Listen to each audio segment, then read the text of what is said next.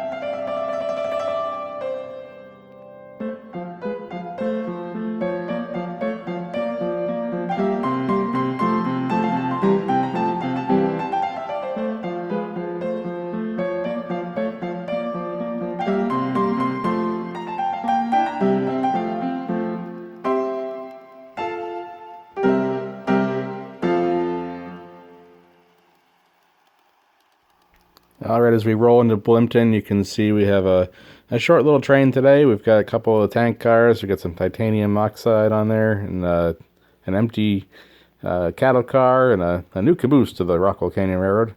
You know, it's a funny thing with model trains. So many of us get these model train sets over the years of that iconic Santa Fe caboose.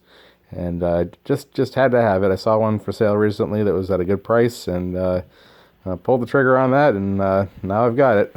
So here it is. Alright, we're rolling into Rockwall Canyon. I'm going to take the switch here and come in into the freight yards the proper way, as we kind of work through the interlocking here. And take our time going through these switches. It might be a little icy. And as we make the bend, we'll come in and take track 3, which is actually another looping track through the Rockwall Canyon end of things here. But we're going to use it today as a freight siding. We've got things parked on our mountain loop here too as well. And we're going to be doing a transfer with that. So we're going to do a run around with the locomotive. Come around, we're going to switch the freight cars around and put the caboose at its proper end, and then head back to the station so that the conductor can fill out his card there and head back to St. Patrick's. Well, we have a rather long siding here at Rockwall Canyon, so we sped things up a little bit. Engine's looping around to the back there, just going over the switch now, under the tunnel, and then coming back out. Again, this has all been sped up a little bit to keep things rolling here. You can see the headlight on 1055 as it's making its way through. It's getting pretty dark out here, but enough light to get things done. And now, of course, 1055 is going to make his way up to the switch and come back down and grab the cars that have been sitting on the siding. Alright guys, while we're doing the switching, I thought maybe we'd talk for a minute here about your rolling stock.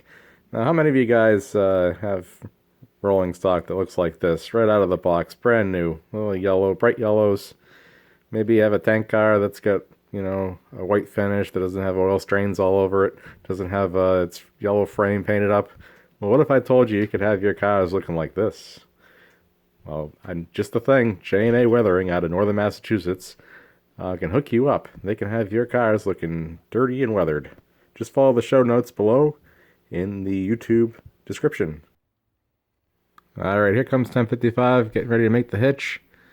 And coming in, I don't think we're going to make it the first time here if I remember correctly, but we certainly make contact the second time. There we go.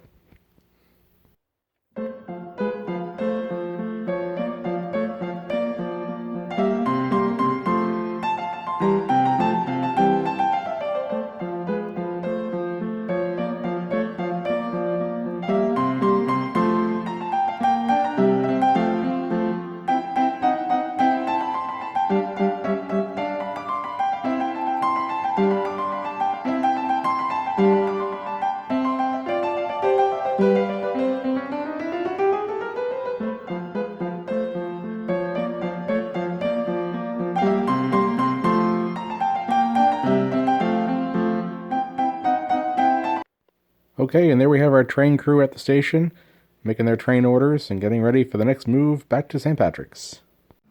Alright, I'd like to talk a little bit more about my new caboose. It's an Aristocraft long caboose, made in 1995. It has a really nice detail interior.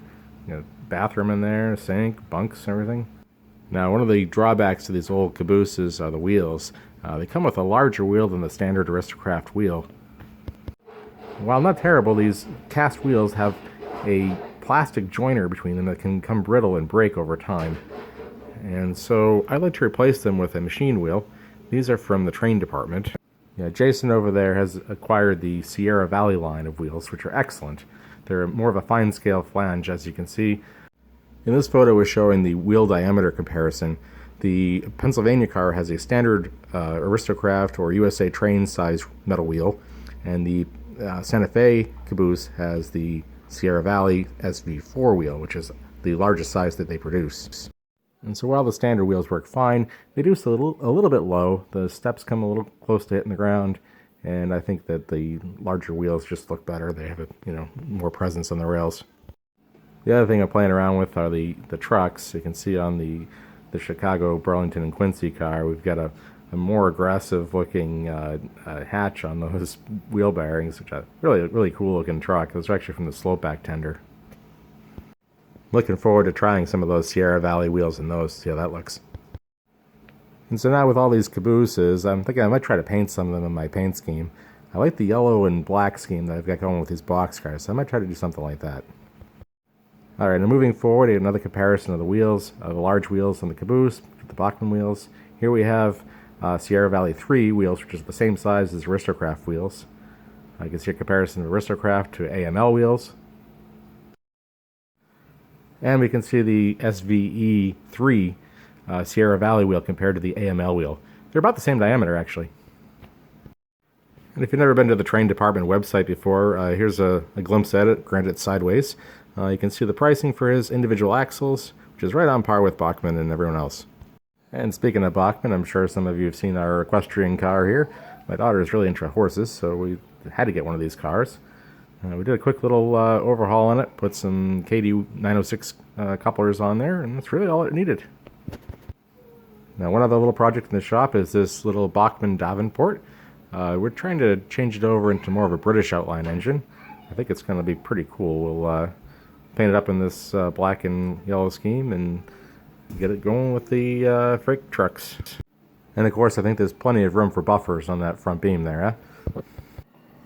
Alright, let's get out of the station here and head out back on the main line, heading towards St. Patrick's. And as we go along, make sure to pay attention to that equestrian car. You'll see our horses bobbing in and out of the windows as it makes its way down the track. Seems to be that they really only make a lot of motion when they come around fairly tight turns. That appears to be what drives them. As you can see, coming along the bridge here, we get one horse hanging out the window and the other one's kind of hanging back a bit, but that changes as it gets up to Blimpton and the track gets a little more curvy. You'll see some action up there. Either way, it's a really fun car to have on the train, and I'm sure the kids will be watching those horses for years as they bob in and out of the windows. There they go. Oh, nice little transition there. In and out, in and out. Alright, well, as you can see, we're running out of daylight here today, so 10:55's got to get its horse load back to St. Patrick's and let those horses warm up in the barn.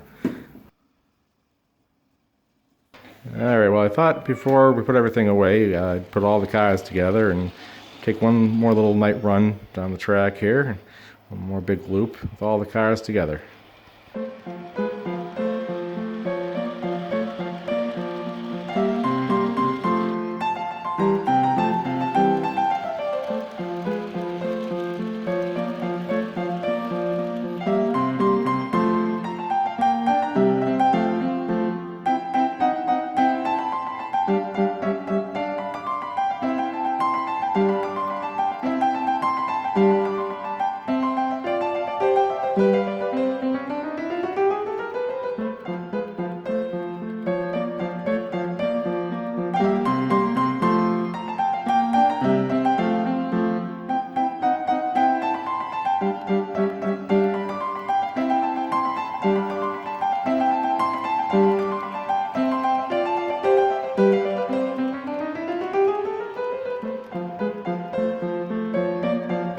Alright, thanks for watching, guys. I'm Rocky Canyon Arrow, and that's how we do trains around here.